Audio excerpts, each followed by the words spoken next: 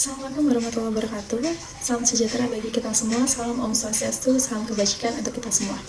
Perkenalkan, nama saya Radhika Risma Pramesti, saya dari Prodi Administrasi Bisnis. Dan di sini saya akan menjawab diskusi 3 tugas 1 dalam mata kuliah logika. Dalam konteks mata kuliah logika, istilah atau term dapat dibagi menjadi beberapa jenis berdasarkan penggunaannya dalam argumen dan proposisi. Di sini saya akan menjelaskan 3 jenis term yang relevan dalam logika. Yang pertama ada term konkret atau concrete term. Term ini merujuk pada objek atau entitas yang dapat diindra dan diamati secara langsung. Term ini sering digunakan untuk menyatakan hal-hal yang spesifik dan dapat diidentifikasi.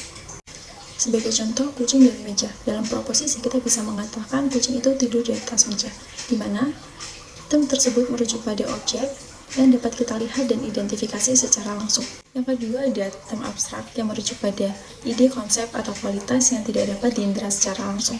Term ini sering digunakan dalam argumen logis untuk menyatakan hal-hal yang lebih umum dan teoritis. Sebagai contoh, keadilan dan kebahagiaan. Dalam proposisi kita bisa mengatakan keadilan penting untuk mencapai kebahagiaan, di mana kedua term tersebut merujuk pada konsep yang tidak dapat dilihat secara fisik. Selanjutnya ada term universal dan term partikular.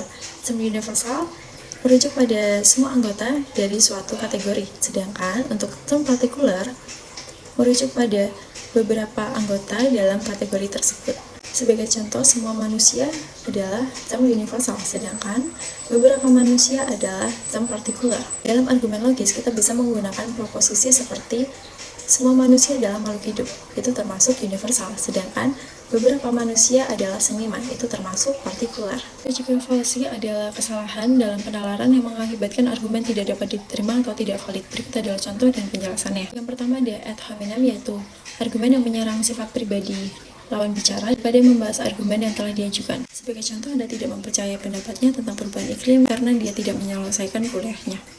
Untuk menghindarinya, kita harus fokus pada bukti tanpa melihat latar belakang lawan bicara kita.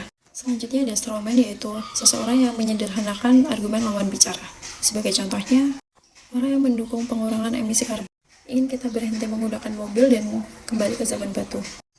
Yang sebenarnya, argumen asli hanya mendukung pengurangan emisi secara bertahap.